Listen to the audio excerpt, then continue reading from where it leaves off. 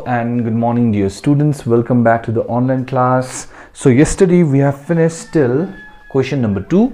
We were doing nature of the roots. Okay, and today we'll start from question number 2 onwards.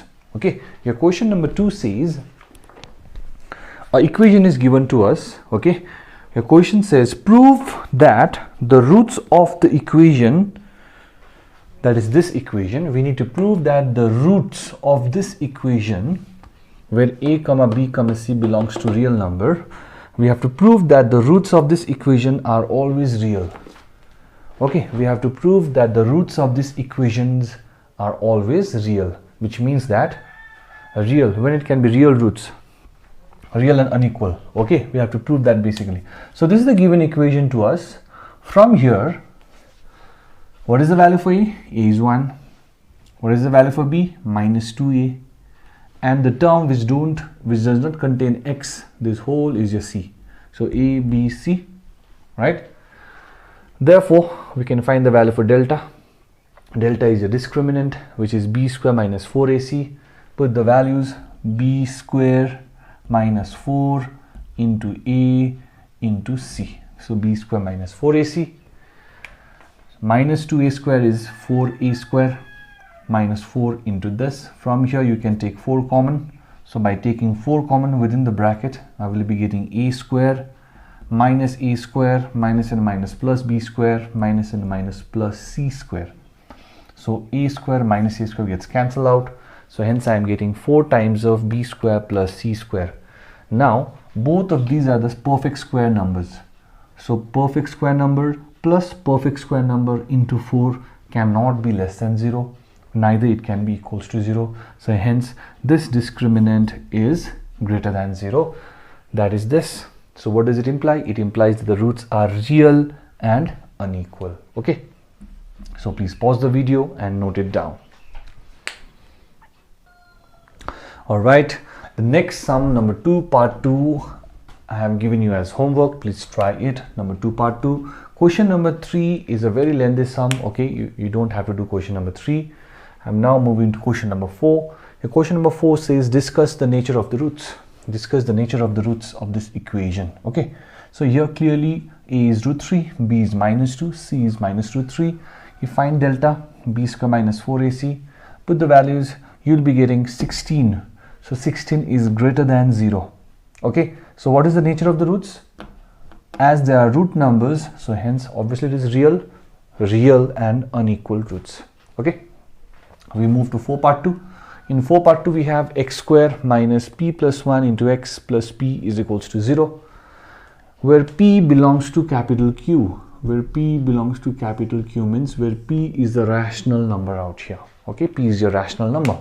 So similarly here also we need to see the nature of the roots, what kind of roots we are getting.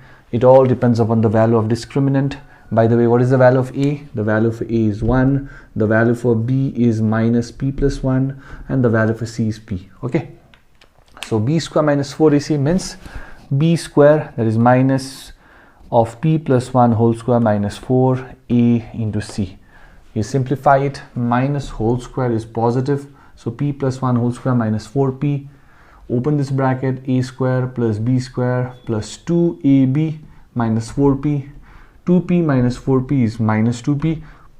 It is again in the formula a square plus b square minus 2ab, that is a minus b whole square. Okay, but as we know, this is your perfect square. So perfect square can never be 0. It is always greater than 0. So hence again here we are getting delta greater than 0, which implies that it is the roots are rational and unequal. Okay, but if your p is equals to 0, this is for p, this one's for p not equals to 1. If p is not equals to 1, then the roots will be rational and unequal. But if p is equals to 1, if p will be 1, then delta will be 0. Then this means that it will be rational and equal. Okay, am I clear? So please pause the video and note it down. All right, the next sum, that is 4 part 3, again I give you as homework, please try it. Next we move to question number 5. In question number 5, the question says find the value of m, find m when this equation has equal roots. Now this equation has equal roots means the discriminant of this equation should be equals to 0. The roots are equal when discriminant equals to 0. Okay, so discriminant 0 for this equation.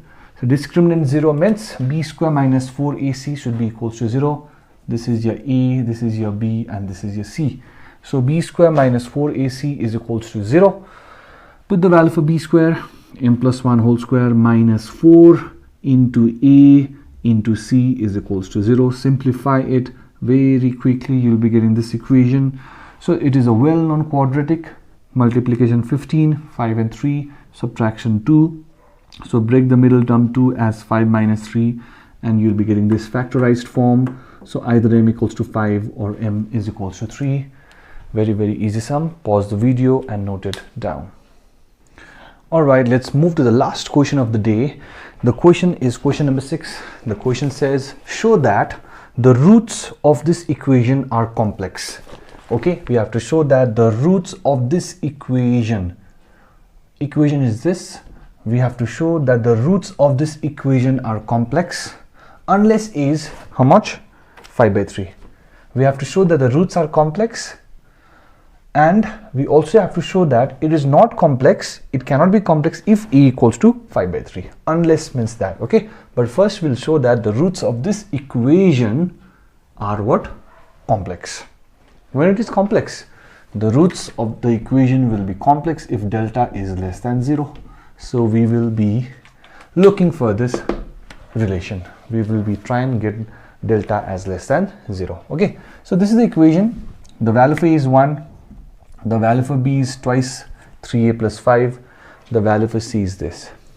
Okay, so basically if we know the value for a, b, c, what will you do? First we'll find delta. So delta is b square minus 4ac. Keep on putting the values b, a, c out here. I hope this is clear to you, this line. After this, 2 square means 4. This square means this square, minus 4, 2 times of this. I hope this is clear to you again. From here I take 4 common, so take out 4 common. If I take out 4 common within the bracket, I'll be getting this square minus twice of this. So this square means a plus b whole square, a square plus b square plus 2ab. 2 3s are 6, 6 5s are 30. Now 4 is common. So minus 2 into 9 is minus 18a square. Minus into plus is minus, that is 50. Okay. So I have 4 outside. 9a square minus 18a square is minus 9a square. Okay, plus 30a plus 30a. 25 minus 50 is minus 25. Here again I can see minus is common, so I take minus outside as common, so I get minus 4. Now whichever was minus, it becomes plus, so hence this becomes 9a square minus 30a plus 25. If you look at this properly, it is in the form of a plus a minus b whole square. Minus 4, keep it as minus 4. 9a square, I can write this as 3a whole square, plus 25, I can write it as 5 square, and minus 30, I can write it as minus 2 into 3 into 5. 2 3s are 6, 6 5s are 30. So all in all, I'm getting delta as minus 4, and this is 3a minus 5 whole square. All right. Now 3a minus 5. Because of this power 2, whatever you get out here, you get negative, positive, any value, this value, this 3a minus 5 whole square will always be positive. This is positive, but positive into minus 4 will again be negative. So hence we will be getting delta as less than 0. So when delta is less than 0, what does it imply? It implies that the roots are pair of complex conjugate conjugate, pair of complex conjugate, okay, because delta is less than 0, discriminant is less than 0. But the question has also asked you to check the roots will not be complex if a is how much? 3 by 5 or 5 by 3. I believe it's 5 by 3. Yes, 5 by 3. But you can write out here, but if a equals to 5 by 3 out here, but if a is equals to 5 by 3, what happens?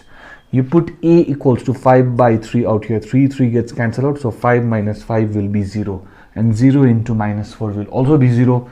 But if a equals to 5 by 3, delta will be is equals to 0, which means this complex conjugate will vanish. Okay, so that is the meaning of unless a equals to 5 by 3. Okay, once again, if you see the question says prove that the roots of this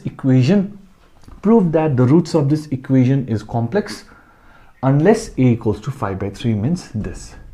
If a equals to 5 by 3, the roots are not or no more complex. Okay, so till here we keep it for today's class. Next class we'll start from the question, another question, that is question number 7. Okay, so please complete all the work that we have done today and submit the same with your assignments by tomorrow. Thank you and bye bye.